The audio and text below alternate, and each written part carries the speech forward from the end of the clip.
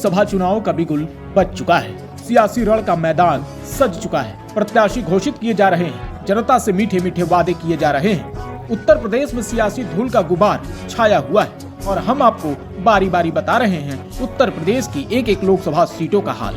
आज के इस वीडियो में घोषित सीट के राजनीतिक समीकरण को समझेंगे और जानेंगे कि 2024 के राजनीतिक समर में कौन सी पार्टी घोषित फतह करने की ओर आगे बढ़ रही है। भारतीय जनता पार्टी वाले एनडीए गठबंधन ने ये सीट सुहेलदेव भारतीय समाज पार्टी को दे दी। ओपी राजभर की झोली में घोषित सीट गिरते ही उन्होंने बीजेपी के परिवारवाद के मुद्दे को किनारे धर अपने बेटे अरविंद राजभर को टिकट दे दिया। बीजेपी को उम्मीद है कि इस क्षेत्र में ओपी राजभर का प्रभाव अरविंद राजभर को चुनाव में जीत दिला ले जाएगा, लेकिन क्या ये इतना आसान है? सुभाषपा ने जैसे ही यहाँ अरविंद राजभर को मैदान में उतारा, समाजवादी पार्टी ने भी अपने प्रत्याशी के नाम का ऐलान कर दिया। सपा प्रमुख अखिलेश यादव के बेहद करीबी माने जाने वाले पार्टी के राष्ट्रीय प्रवक्ता राजीव राय को घोसी से टिकट देने का ऐलान हो गया और इस तरह घोसी का मैदान राजीव राय बनाम अरविंद राजभर की लड़ाई के लिए पूरी तरह सज गया है। अब जरा घोसी का समीकरण समझते हैं।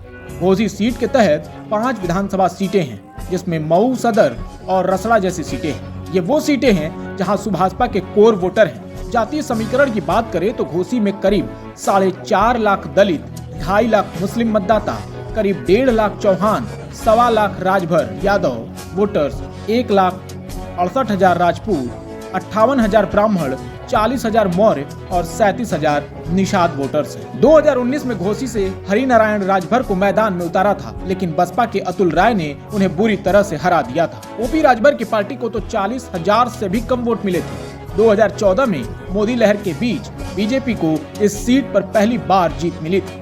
तब भी पार्टी के उम्मीदवार हरिनारायण राजभर ही थे। राजभर ने बसपा के दारा सिंह चौहान को पटखनी दी थी।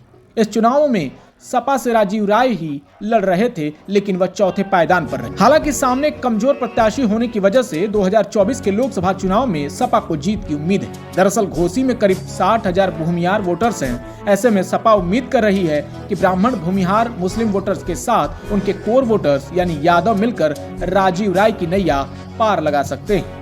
करीब करीब यही वो समीकरण था जिसने 2024 में बसपा के अतुल राय को घोसी में जीत दिलाई थी। ब्यूरो रिपोर्ट, खबर तक मीडिया।